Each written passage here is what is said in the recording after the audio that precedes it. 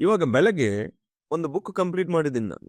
5 pages ಅಲ್ಲ, ಒಂದು complete ಬುಕ್ಕೇ complete ಮಾಡಿದ್ದೆ. ಪ್ರತಿ ದಿವಸ 1, 2, 3 ಬುಕ್ಸ್ ಕಂಪ್ಲೀಟ್ ಮಾಡಬೇಕು. ಎಷ್ಟು ವರ್ಷದಿಂದ ಸಾಧನೆ ಮಾಡ್ತಾ ಇದೀನಲ್ವಾ, ಇವತ್ತೇನ್ ಮಾಡಿದೀನಿ, ಇವತ್ತು ನಾನು ಟಚ್ ಅಲ್ಲಿ ಇದೀನಿ. ಇವತ್ತು ಒಂದು ಬುಕ್ ಕಂಪ್ಲೀಟ್ ಮಾಡಿದೀನಿ, ತುಂಬಾ ಖುಷಿ ಆಯ್ತು.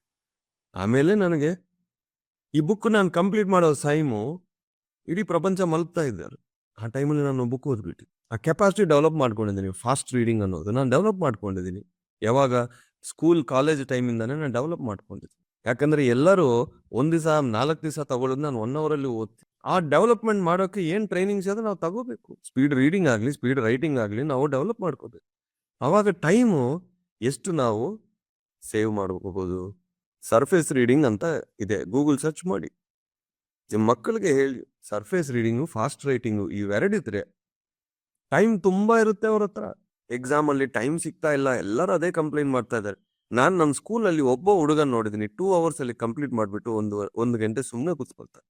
ಯಾಕಂದ್ರೆ ಎಕ್ಸ್ಪ್ರೆಸ್ ತರ ಬರೀತಾನು, ಟಾಪ್ ರ್ಯಾಂಕರ್. ಬೇರೊಬ್ರು ಚೆನ್ನಾಗಿ ಓದ್ತಾರೋ, ನಿಧಾನಕ್ಕೆ ಬರಿತಾ ಇರ್ತಾರು, ಯಾವಾಗ್ಲೂ ಟಾಪ್ಗೆ ಬರೋಕ್ ಆಗಲ್ಲ. ಯಾಕಂದ್ರೆ ಅವ್ರಿಗೂ ಇನ್ನೂ 1 ಗಂಟೆ ಟೈಮ್ ಎಕ್ಸ್ಟ್ರಾ ಬೇಕಿತ್ತು, ಬಟ್ ಅವರು ಕೊಡಲ್ಲ.